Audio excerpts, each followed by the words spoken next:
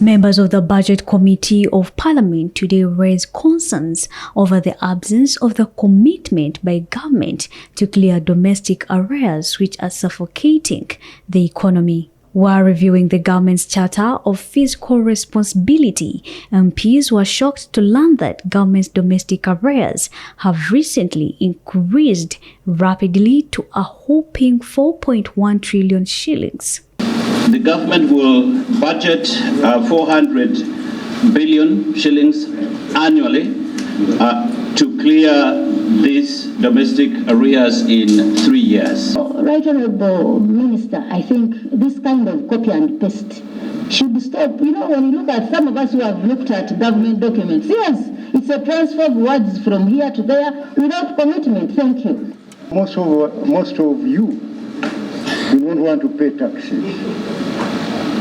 You know, the tax evasion element is quite high. Minister of State for Planning Amos Lugolobi told the committee that they now want to sanction the accounting officers who continue to accumulate domestic arrears, and many will face contract termination. Accordingly, government will clear the outstanding domestic arrears within a period of 3 years, and sanctions will be applied to any accounting officers that will continue accumulating more arrears. Putting in more investment there, so that very few people touch money, very few people sit in rooms to negotiate procurements, and that's, for me, that's where I think we need to be going to address this. Lugolobi also stunned the committee that a number of loans totaling to 11.3 trillion shillings, which was borrowed by government, have not been utilized, yet they are accruing interests. Many of the suppliers to government, people are losing properties. People would have borrowed from banks, and banks are doing foreclosures on these properties. It's high time now the minister should be showing us what are the achievements since you launched this. Now, what we are trying to demonstrate is their commitment to pay these arrears, and we have shown you how we have been able to pay despite the limited resource envelope. MPs questioned the tax exemptions by government to different companies, which total to 7.7 trillion shillings.